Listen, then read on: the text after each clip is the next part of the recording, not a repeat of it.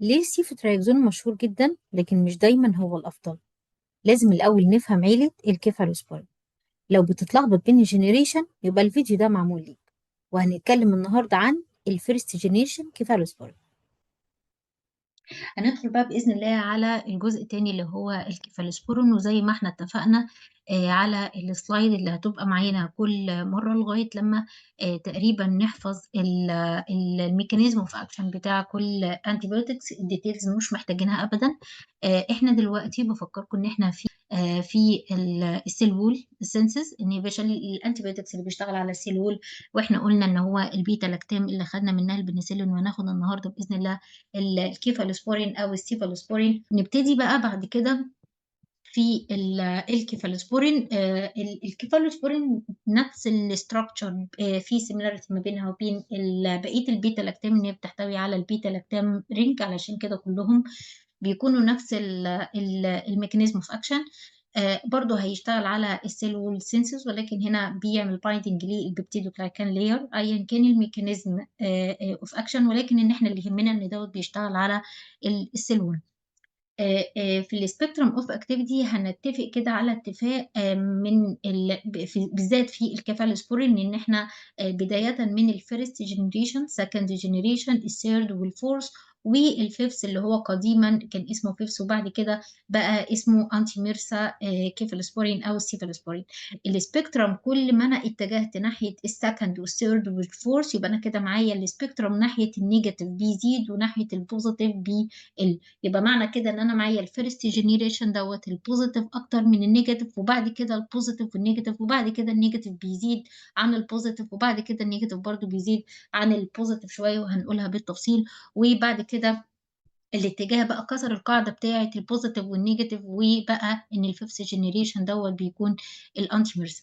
يبقى احنا معانا جرام بوزيتيف وجرام نيجاتيف والانيروب. بس خلي بالك ان وانس ان احنا قلنا الانيروب في الكيفالوسبورين، يبقى احنا بنتكلم على السيفوكسيتين والسيفوتيتان اونلي.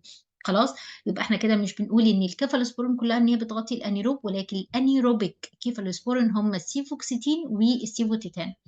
وبرضو السيدوموناس، بس برضو السيدوموناس نوت اول كيفالوسبورين بي كفر السيدوموناس، ولكن انا معايا سي في بي ومعايا السيفتازيدين.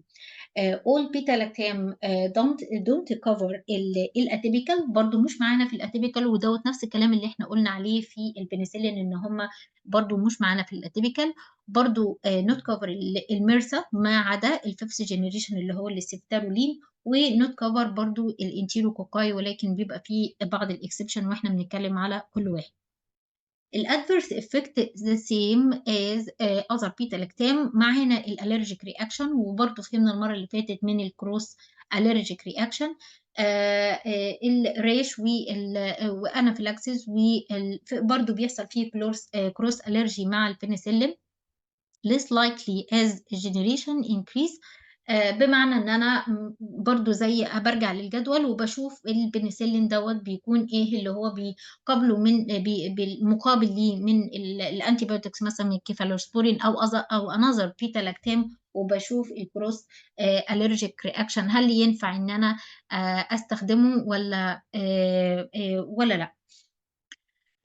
السيجرز طبعا بيكون احنا اتفقنا على ديت الكومن سايد افكت في كل البيتا لاكتام، واتفقنا على السيجرز ديت ان هي بتزيد مع في حالات رينال امبيرمنت. ولكن لما باجي ان انا اتكلم على سيجرز وانا بتكلم على الكيفالوسبورين مينلي، يبقى لازم ان انا احط في اعتباري ان السيفيبيم هاي ريسك للسيجرز even in normal dose او even in renal no renal impairment. تمام. يبقى بقيه البيتا لاكتام لو انا هتكلم على inducing the seizures في renal impairment، ولكن السي دي بي ممكن ان هو يعمله من غير renal impairment. برضو كلوستريديوم ديفيسيل ري انفكشن زي الجي اي، والجي اي طبعا برضو توكسيستي او سايد افكت زي دايريا مثلا، فوميتنج اند سو. الاكسكريشن برضو مين اللي بي رينال، ولكن السيفوترايكزون هيخرج عن طريق الرينال والبايل، والسيفوبرازون برضو بيلوري سكريشن بيحتاجوا موديفيكيشن في الرينال امبيرمنت، ودوت بالنسبه للسيفوبرازون. وسيفير هيباتيك ديسفانكشن، لما نيجي نتكلم على السيفوبرازون هقول لك خلي بالك السيفابرازون ممكن إن هو يأثّر على الINR ليه hematological side effect وبرضه hepatotoxic. الpenetration achieve therapeutic concentration في الpericardial يبقى معايا في الinfective endocarditis، في الperitoneal يبقى معايا ممكن في الSBP spontaneous bacterial peritonitis، الpleural الsynovial fluid and in urine. So إن أنا لمّا باقول achieve therapeutic concentration معنى كده إن هو بيوصل بيه concentration enough لsite of infection ديّة، لذلك إن أنا لو مع أي guidelines في الinfectious disease ديّة إن أنا هالاقي معايا الكيفالوسبورين. once إن أنا قُلت CSF penetration أو الpus brain barrier يبقى معنى كده إن أنا باتكلم على cefotaxime وcefotriaxone only من الكيفالوسبورين اللي بيpass الblood brain barrier، وبرضه معاهم الcefepime. يبقى إن أنا لمّا باجي إن أنا أستخدمهم اللي أنا مش شرط إن أنا أستخدم الantibiotics اللي يكون بس effective للmicro organism، ولكن ما بي not reach the site of infection، ولكن علشان كده إن أنا ممكن إن أنا أستخدم حتى في الgram positive مثلًا meningitis ممكن أنا أستخدم لها cefotriaxone بالhigh dose weak gram positive، ولكن هو بيعدّي pass الblood brain barrier فهيكون effective أكتر من strong gram positive ولكن not pass الblood brain barrier. الpenetration biliary أنا معايا السيفازولين وبرضه معايا الcefotriaxone. دول كده الfirst والsecond والthird والfourth generation cephalosporin والfifth generation اللي هو كان قديمًا ودلوقتي اسمه الأنتي-ميرسا. تمام، ديّة بتبقى كلّها الagent بالنسبة للfirst generation معانا السيفازولين، سيفالوسين، سيفالوريدين، سيفادروكسيل، سيفاليكسين، سيفرادين، ولكن not في حاجات منها بتبقى not common. ممكن إن هي ممكن حتى في الEgyptian market أو حتى برّه كمان أنا ما لقيتهمش. تمام not common in use clinically. ولكن هنقول اللي هي الحاجات اللي إحنا فعلًا إن إحنا بنستخدمها حتى جوّه مصر أو برّه مصر. في second generation في سيفوكسيتين، السيفوتيتان طبعًا، وonce إن أنا قُلت سيفوكسيتين، سيفوتيتان لازم الاسمين دول يكونوا مقترنين ببعض ورا بعض على طول عشان أفتكر دايمًا إن دول الanti anaerobic cephalosporin. سيفوبروزيل وسيفاميتازول وسيفاكلور وسيفروكسيم. الثيرد جنريشن بقى الثيرد جنريشن يبقى سيفوتاكس أو سيفوتاكسيم، سيفوترايكسون، عندي السيفدينير، عندي السيفوبيرازون والسيفودوكسيم and سيفتوزوكسيم والسيفكزيم والسيفتازيديم طبعًا اللي هو الفورتم. الفورث جنريشن وده الmost common اللي معانا بس هو بيكون اللي بيستخدم السيفيبيم. والfifth generation معانا اللي هو التفلارو أو السيفتارولين أو اللي هو الأنتي-ميرسا كيفالوسبورين، والاسم القديم بتاعها هو بيكون الfifth generation. نبتدي بالfirst generation كيفالوسبورين. once إن أنا قُلت first generation معنى كده إن أنا معايا الpositive أكتر من الnegative. الfirst generation mostly اللي أنت هتشوفه اللي هو السيفازولين والسيفاليكسين والسيفادروكسيل. ده الmost common use لإنه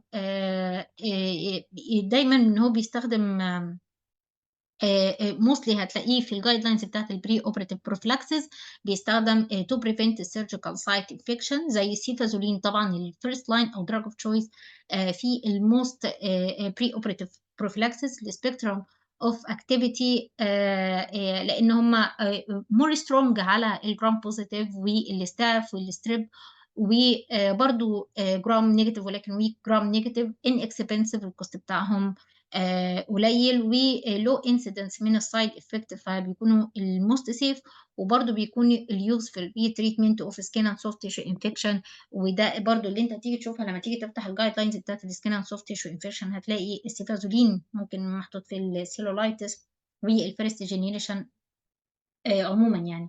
الspectrum بتاعهم معانا في المِسّة اللي هي الmethicillin sensitive staphylococcus والstreptococcus. معنى كده إن أنا عندي strong اتجاه الgram positive. الmoderate some intergram negative ولكن poor في الenterococci. أنا مش معايا في الenterococci، مش معايا في الanaerobe، مش معايا أبدًا في المرسا، مش معايا في السودوموناس. ده بالنسبة للfirst generation cephalosporin.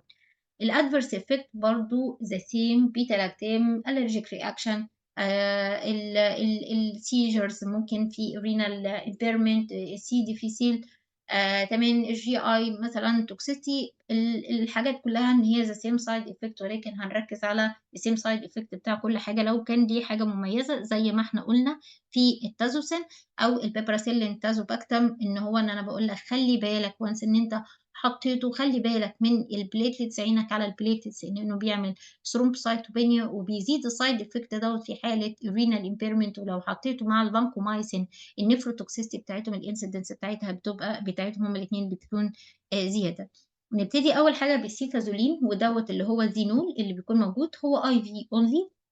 وطبعا الكلينيكال يوز دوت طبعا السوبر في السيرجيكال بروفيلاكسس، وهتلاقيه برضو في سيلولايتس. ليه؟ لان السيلولايتس ديت سكين انفكشن، فانا بيكون السسبكتد مايكرو اورجانيزم بيكون الستاف والستريبت، تمام. ولكن لما بيكون في ووند، بيكون دي ايا كان السكين اند سوفت تيشو انفكشن، الووند دوت بيكون مثلا بيت سورس، او بيكون انفيزيف، او بيكون حاجه بيبقى ديب، تمام. لا بيكون سسبكتد طبعا الجرام نيجاتيف، ولكن مش السكين اند سوفت تيشو انفكشن، جرام بوزيتيف مينلي. طيب الادفيرس افكت عادي، احنا قلنا الاي جي اي ابسيت والريش. الريسك اوف فور كروس allergic is extremely low since doesn't share side chain with any other beta lactam. ده اللي احنا قلناه المره اللي فاتت واحنا بنشرح الشارت بتاع الكروس الرجيك، وقلنا ان السيفازولين وانس ان البيشنت عنده بنسلين الرجيك مثلا، هتلاقي ان الموست سيف وان هو السيفازولين. ولما قلنا ما اعرفش الجدول، ممكن الشارت باين قدامكم ولا لا، ولكن في الشارت لما جينا قلنا لو حتى مثلا في الاموكسيسيلين بنسلين اند سو اون، لا ان انت هتلاقي الموست كومن او الموست سيف بيتا لاكتام، انظر بيتا لاكتام ان انت تستخدمه السيفازولين. الجنرال دوزنج من 1 ل 2 جرام اي في او ممكن اي ام كل 8 ساعات، ماكسيموم 12 جرام بر داي. للسيرجيكال سايت بروفيلاكسيس او السيرجيكال بروفيلاكسيس اللي يهمني ان حضرتك تعرف ان هي 2 جرام اي في within 60 minute prayer operation، تمام. ولو كان البيشنت اوبيز الويت بتاعه اكتر من 120، في الحاله ديت ان انا هستخدم 3 جرام وانز خلاص. فلو بيشنت داخل اوبريشن قبلها بس ب 60 مينت، النورمال في مثلا الويت مثلا نورمال نوت اوبيز، هديله 2 جرام. ولكن في حاله الاوبستي ال 120 فوق ال 120 كيلو بدي 3 جرام مره واحده. والسيفازولين من الانتيبيوتكس اللي بيحتاج ريدوزنج بعد اول جرعه بعد 4 ساعات من اول جرعه. الاكسكريشن رينال سوني دوز ادجستمنت، واحنا اتفقنا على الدوزنج ديت على حسب الانديكيشن، بدخل ابص على الرينال ادجستمنت، دوز ادجستمنت في حاله الرينال امبيرمنت. تاني حاجه في الفيرست جينيريشن معانا سيفالكسين اللي هو الكيبوريكس او الكيفليكس، اللي هو موجود في الايجيبشن ماركت، برضو موجود بره كده بالتريد نيم ده. وسيفاتروكسيل اللي هو الديوريسيف والكيوريسيف والبيدروكسيل، ده التريد نيم بتاعهم. الكلينيكال يوز برضو هتلاقيه متفقين في الفيرست جينيريشن، معنى كده ان انا معايا البوزيتيف السكين اند سوفت تيشو انفكشن، سيرجيكال بروفلاكسيس، الستافيلوكوكس بلاد ستريم. فاكرين لما انا جيت قلت لكم الكالتشرز اللي كانت مطلعه ستاف، وكانت لو قلت لكم ان هي مايلد، لو حاجه مايلد مثلا مايلد تو مودريت، تمام، انا ممكن ان انا استخدم ايجنت غير الفانكومايسين خالص، ولا لو كان بنسلين الرجيك انا ممكن ان انا استخدم في الحاله ديت السيفازولين. ممكن استخدمه في الاوستيومايلايتس، ولكن لما يكون بتارجت الجرام بوزيتيف. وبرده الاندوكاردايتس لما يجي يطلع لي ميسا، لان انا قلت ان الميسا او الميسيسيلين سنسيتيف ستافيلوكوكس ارياس اللي بيكون الاكتيفيتي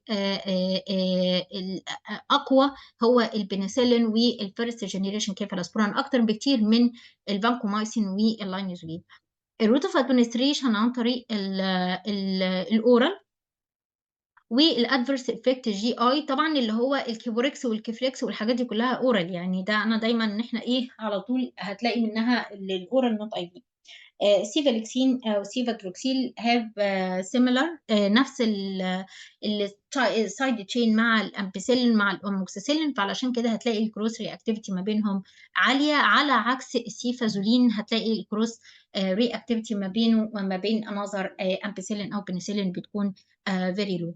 جنرال دوزنج من الكيفالكسين 250 إلى جرام كل 6 أو كل 12 ساعة، وزي ما احنا متفقين إن في كل البيتا لاكتام بيكون تايم ديبندنت نوت كونسنتريشن ديبندنت، فالأحسن إنك تقسم الدوزز بتاعتها. وبرده بتقابلني كتير من البريسكريبشن للبيدياتريك بلاقي موست الفيزيشن ممكن يكتب مثلا يوناسين 750 وانس ديلي أو 750 كل 12 ساعة، تمام. ولكن لا، لو احنا هنقسم التوتال ديلي دوز مثلا التشايلد مثلا ونقسمهم على كل 6 ساعات، يبقى بيتاخد 4 مرات في اليوم، ده افضل بكتير طبعا من كل 12 ساعه.